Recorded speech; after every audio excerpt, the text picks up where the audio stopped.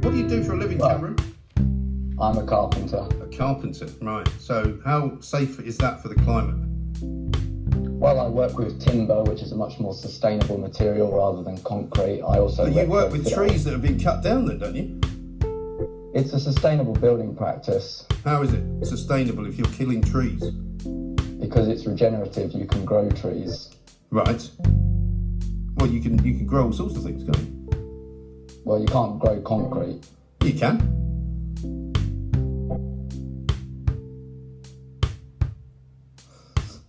See you, Cameron. Cheerio. That was Cameron.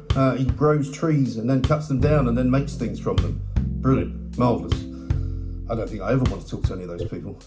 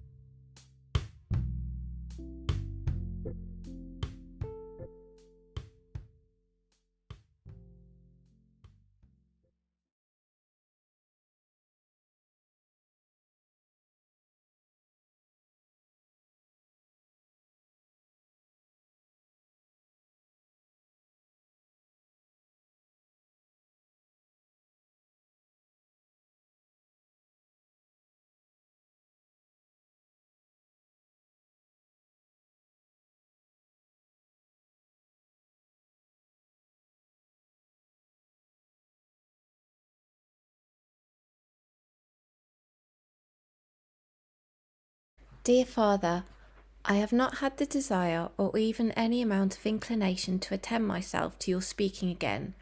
When we have been in the presence of each other, I have made considerable attempts to circumnavigate all loud sound and rancour with my own quieter form of reasoning, to which you have replied, reasoning is not something to be relied upon when it goes against all that is reasonable. And so I have found myself in this position of reflection, a stuckness between what I would like for myself and what you say you want for me, unable to take one step towards my future because you tell me I owe all of that future to you. It's what you want and deserve. How many hours have I contemplated this? I find it is with me everywhere, when I am walking, at night. My mind's eye cannot move from it and I am exhausted. Is there but one choice? To choose to step either into my version of the future or to accept yours, knowing that with either choice my preoccupation is destined to be one of deep regret and aloneness. I feel I am moved to reach further than that preoccupation. I am moved by a feeling of quickening hope, a feeling that there is a third step to take, another choice. If I look into the deepest muscles of me, into my heart muscle, is that where hope and the truest answer lies? There is a yearning there for deeper conversations and waters to be crossed. I can hear my heart bursting for freedom and exploration. My heart urges me to travel, to see the northern lights, to be open in the salt wind and exploration. It pushes me to question. It bulges against ignorance and stagnant things, and swells for quests and adventures. I cannot ignore it. It will be clear to you now which step I have chosen to take. I will write to you again when I have reached my final destination, and I hope you will not be too preoccupied by all that is beyond reason. I would not wish regret and aloneness on you.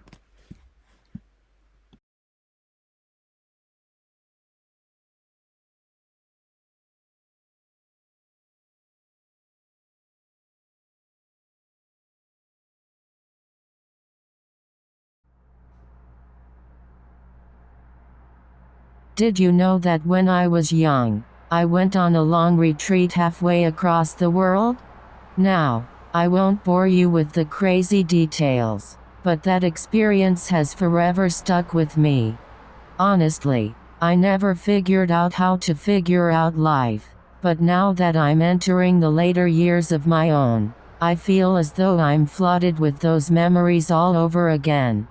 There's something inescapable about the words they would say, the patience they would bring everywhere they went. I tried to live with what was bestowed upon me, but at some point, I just lost it. Maybe it was the divorce, maybe the jobs, maybe the loneliness, maybe all of those or something entirely different. But for better or worse, I'm seeing it again, word for word in my mind.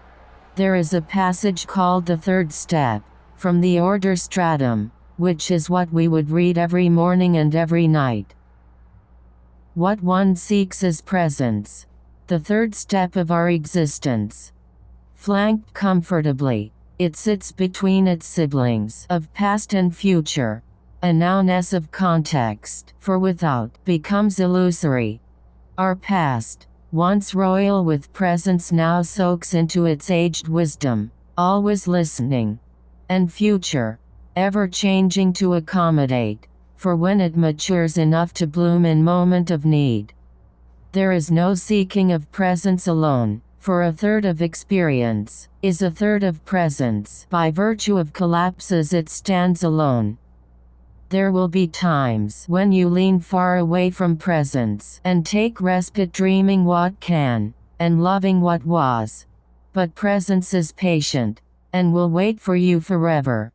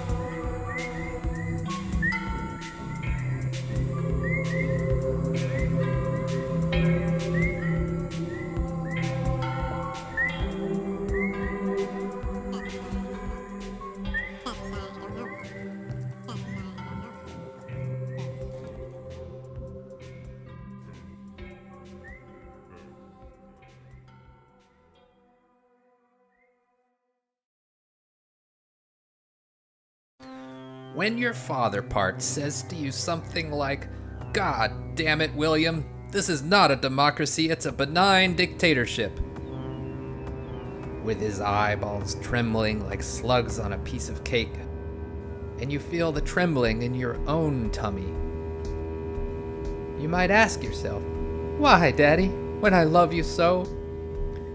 You might find it's possible to imagine 2 steps removed, your grandfather part's breath pungent in your nose as a wet cigarette, his hands immediate as yours, covered in all those purplish spots.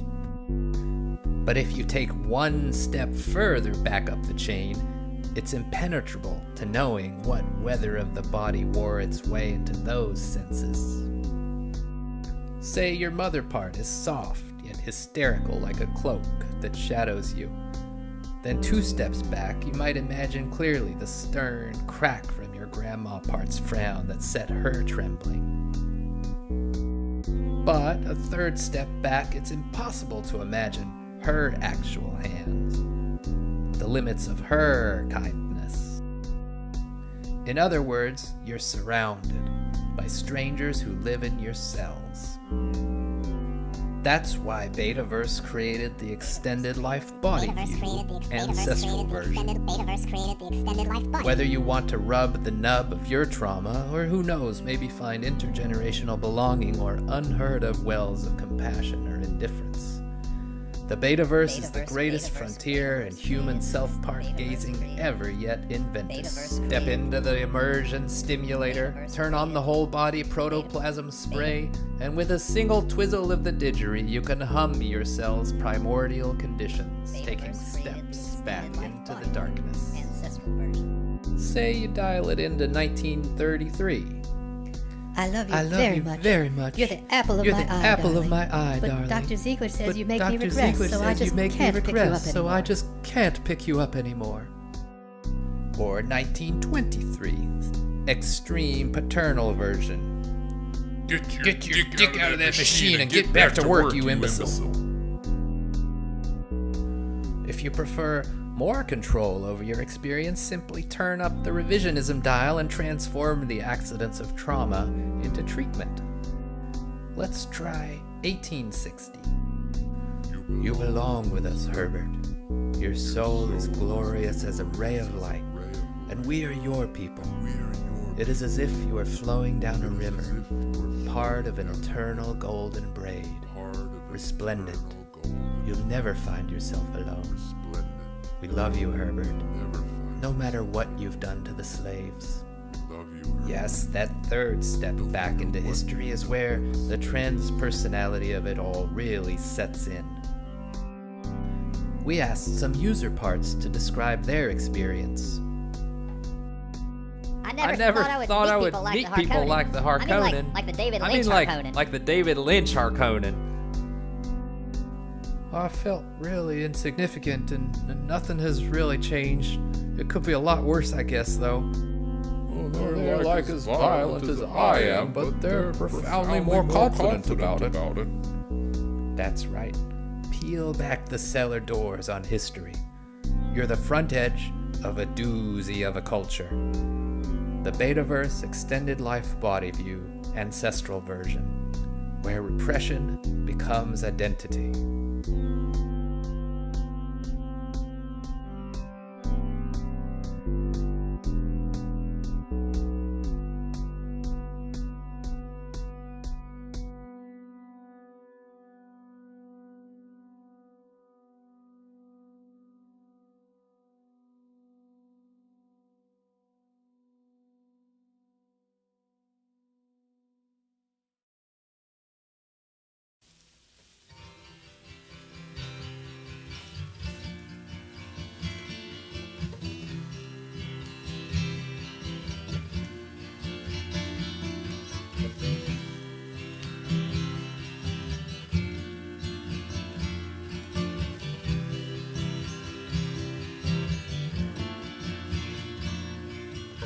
My love must be a kind of blind love.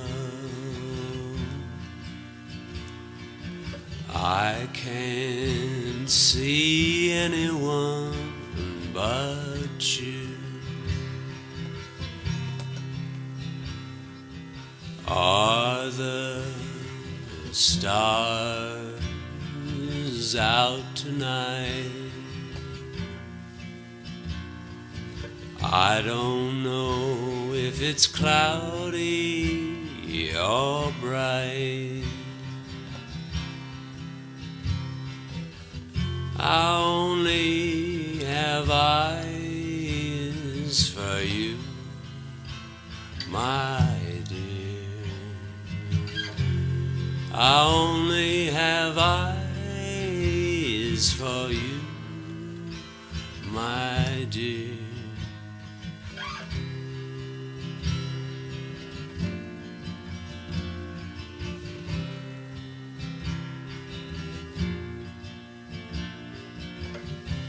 The moon may be high,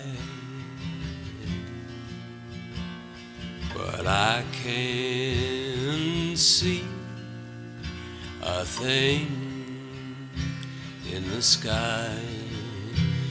I only have eyes for you, my dear. I only have eyes for you, my dear. I only have eyes for you, my dear.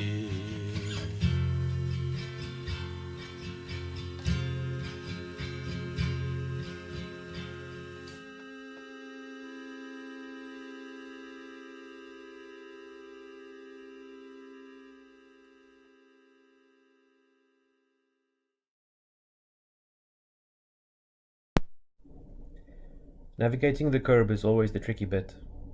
Just as you hit your stride, you need to stop again. It is the elevation change. It messes with my balance.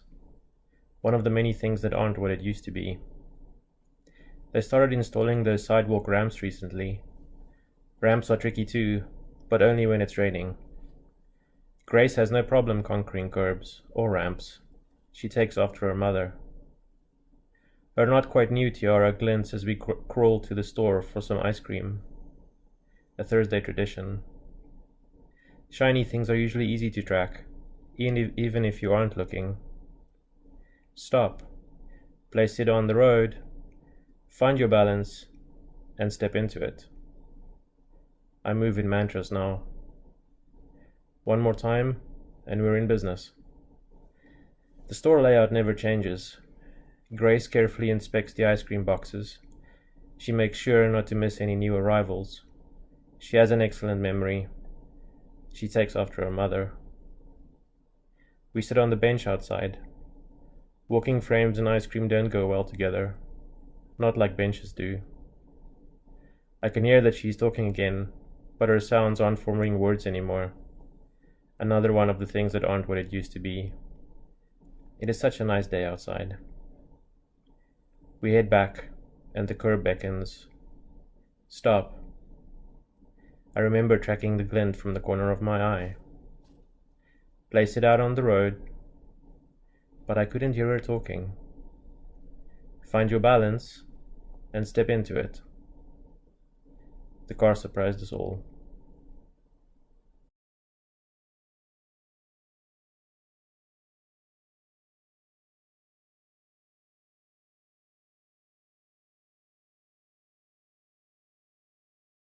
This is your first time in here? Yes. Okay. Thank you. Let's go down this way. The first step is to go to the place where we are leaving. Yes, all of us leaving, a little at once. But for some of us, the little that's left, all at once. How many residents are housed here? There are many places we leave the leavers, those almost left. This is the State Street Library dining room. This is Bob Joy. Yes. Hello. Hi, my name's Erin. This is really where the spirit will cross its threshold. for many, yes. With the fluorescent lights and the maroon carpeting. Yes, each with a single room, a single lamp. Yes, yes. Find a speaker and sit. Yes. When I was my sisters and I used to sing with other people, we'd sing. Imagine the elsewhere in all of us. Yes. Listen to the echoes of aliveness. I could sing again. I don't know how to get my voice back, but I could take voice lessons maybe, but it would mean the world to me if I could just go sing to people again. Leave with the question of what remains. Yes, yes. Okay? Yep. Let's rock and roll. Go ahead. The second step is to visit an ancestor. Yes, I'll visit the room in my mind where my grandmother is leaving. The stable. Okay. It's Queen Anne. All right. Late, 17? Yes, yes. This room with its vases and ashtrays is going in the direction of cigarettes and roses. And, I'm just going to step back here. No, you stay there. I'd actually like you to turn and look. No, come on. This is... Okay, there. All right. You don't want me in this. Well, yeah, that's in part why I'm doing it. Okay. Okie dokie. What's the blue vase? Yes, we are all amateurs in the writer's room. Yes, we don't know how to say what comes next. Yes, instead we name things. And that's a Picasso. And tell me, where'd you get that? It was a present from the museum for volunteer work. Useless. Useless. Why would they give you a Picasso? That's extravagant. No, Alan, because I had worked... Please know that the great turning takes with it all the useless questions. Yes, please know that I was late to the leaving and with no questions of my own. Yes, yes. The third step is to find a piano. Yes, yes. The leaving wait all week to gather here. Yes, yes. That woman's voice. Please go sit close to her. There is not much time. Yes, sit close to the woman with unfocused eyes. Yes, they will remind you of clouds. There was a time when she knew how to answer questions, but now there is only the radio by the bed and the humming all day. Yes, otherwise unreachable. Please wait with me here, so we can listen to the singing. Yes, please wait with me here, so one of us can play the chords in a familiar direction when there is only singing.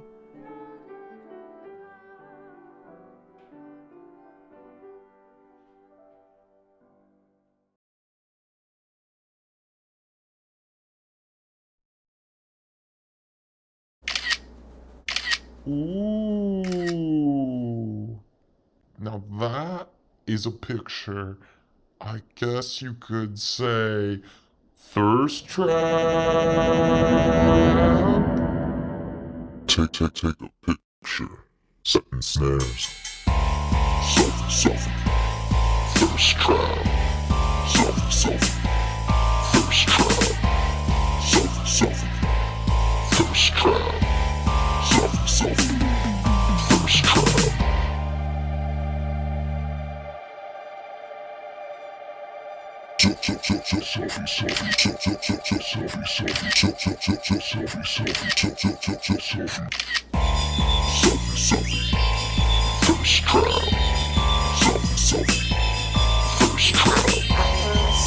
Selfie.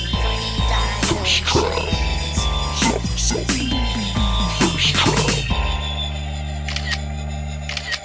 Oh, heck yeah.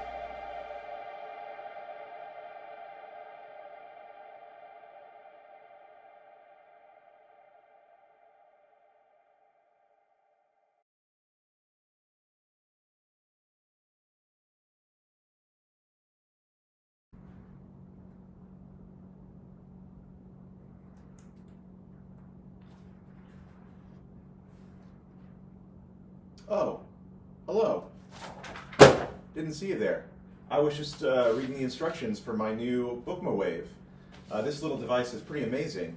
Basically, it creates new works in the style of your favorite authors.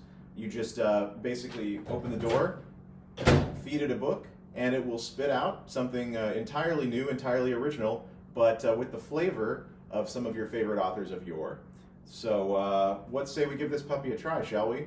I'll just march over to my little bookshelf and see what I have.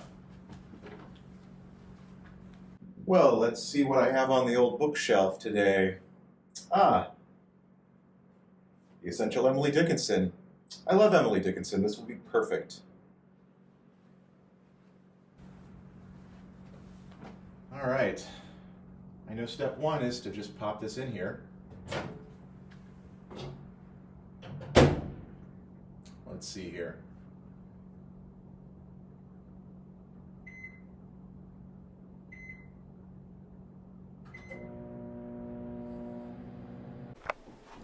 Perchance, a robot baker lighted in my amber study. Knowing naught of her fair wiles, I prayed for guidance thusly. I followed first a figment, premonition's melody, and opened up her drawbridge, fearful of what I might see. Inside I found her empty. Reluctantly she played the crone. Her sacred vacuum called to me, incandescent, yet alone.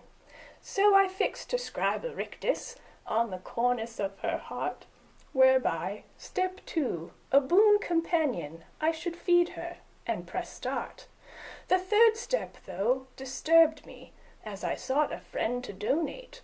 She closed herself upon my knee, and served it back to me, steamed, upon my own plate.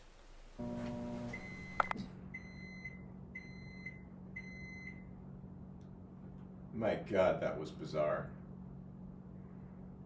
I don't know what to do. This thing must be defective.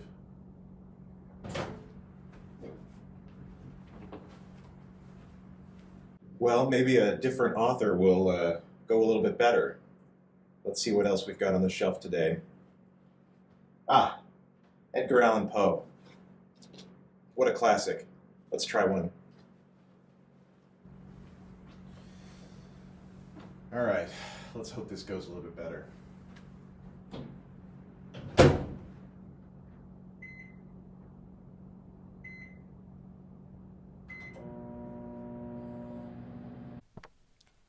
Once upon a dark Black Friday, while I roamed the barren aisleway of the Best Buy which I'd visited oh so many times before, while I browsed upon the deals, to the bottom shelf I kneeled, glancing carefully at the price tag of an appliance. Good Lord! It whirred to life and bid me test it, try its recipes galore, right then and there inside the store. Step 1, it called out sweetly, pull my handle, dear, discreetly. Help me open up my mouth and slake this hunger I've endured. I obliged its first request, and at the strange machine's behest, as I wondered what might be next, the croaking beast inquired once more. Could you place some little trinket on the inside of this door? The ring upon your hand is perfect, I am sure. Wondering what could step 3 be, I felt I was in the hot seat, giving me the heebie-jeebies as the grim device implored, Start me up, you handsome scholar, dinner's at your beck and call. Simply press the pizza button and see what I have in store. My fortune plummeting, I felt my hand trapped in the oven door, as my frame sunk to the floor. Ugh. God, that was unpleasant.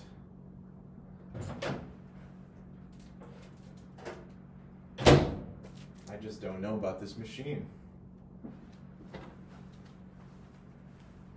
Yeesh.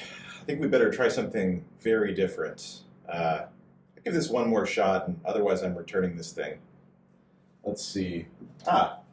Give it some John Ashbery this time.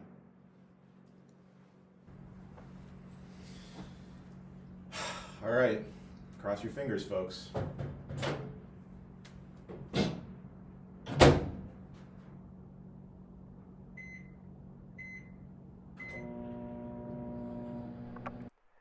As I recall, the wharf, seething under 50 tons of guano, a sharp name binding not so long before the finial, first one guileless poinsettia, then another, umpteen of them, and now it's time to take a nap. blue botrytis countermanding royalty, percussive houndstooth in the valley of the Var. Giacometti understood all too well the septic roses that follow after the most tactile penumbra, rising and falling under the Flemish catenary. I have to go to the bathroom, vocalizing Pygmalion skiffs and underhanded succulents. It was just as we already understood. No squalid moon can presuppose a ruddy life preserver.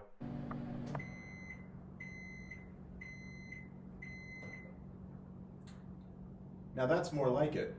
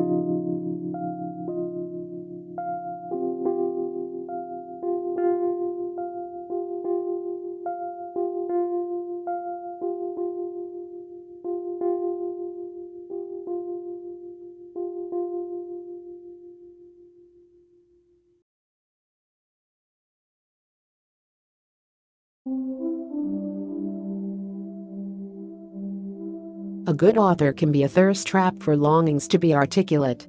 If I read someone like Lydia Davis, who I find to be solid and moving, but not like transcendently attractive, I do not feel disequilibrium. But when I read Don DeLillo on a good day, or Brandon Taylor or Maggie Nelson or Kafka or Rachel Cusk, especially Rachel Cusk, my own words will sometimes feel clumsy in comparison, like numb fingers.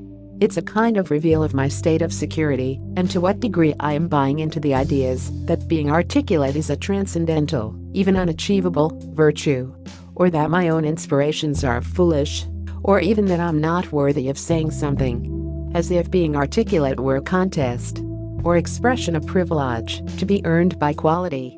Whereas if I am not a thirsty robot, I find a completely different kind of sustenance in their work.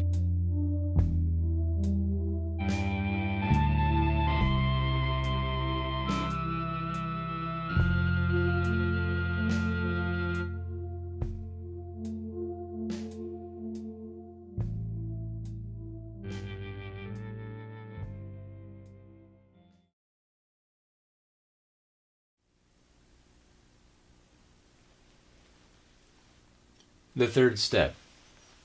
1. I surrender my will to the immediate and almost entirely unknown forces of all being. I accept the indivisibility of myself from the integrity of the universe and exchange the arrogant pursuit of ultimate knowledge for the revelation of reality as an, anyway, unavoidable intimacy. That's my version of the third step. I do not, however, experience this being as a god, of any gender, and the masculinized phrase God as I understand him is odious and repellent to me. 2. I am hysterical. I am beside myself, without myself, unmoored, unhinged, groundless, unknown, and falling. I want to fall completely through silence into oblivion. I want to scream until annihilation comes. I want to give birth and I want to die. I want this opening to become a pure emptiness. I want everything that desires being to pass through my death. Like I said, I am hysterical. 3. The disavowal of our protean nature in all its cacophony and silence and sonority returns in the form of endless advertisements for a product that does not exist. The solution to the problem of life. Joy, dawn, gain, ultra, zest, dove, secret, act, suave, obsession. Poetry is no different than a garden. If not cultivated, language will be a beautiful and terrifying wilderness only. 4. I'm not useful for anything anymore, Caleb, but I love you. This is the only thing I remember my grandma saying directly to me. This was my father's mother. Her name was Virginia, but everyone knew her as Jenny. I just called her Grandma. This is how I begin to imagine the divine voice, humbled eternally by the uselessness to every purpose but the expression of love.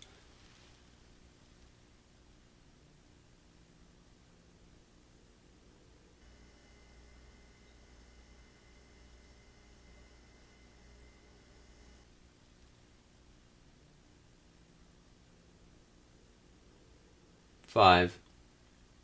Why do we attribute sayings? I suspect our love of theater. If Iago had said, to be or not to be, it would have been very different. Kafka wrote, theoretically there is a perfect possibility of happiness, believing in the indestructible element in oneself and not striving towards it. If you want to be understood, listen, Joel said to me once, rather casually.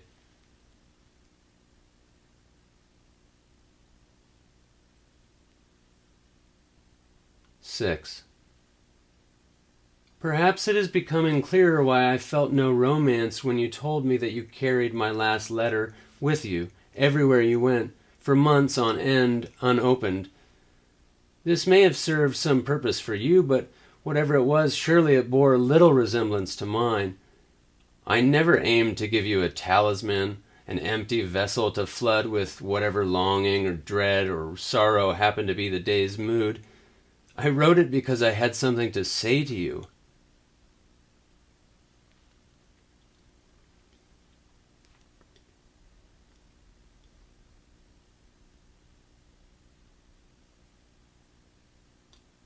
Seven. I am wary of the pretensions of a literary persona, and yet I aspire to my own style. I don't care really what it is so long as it is my own, and I am confident in my own style so long as I am true in my search for the beautiful, that I might express my unconditional love for you.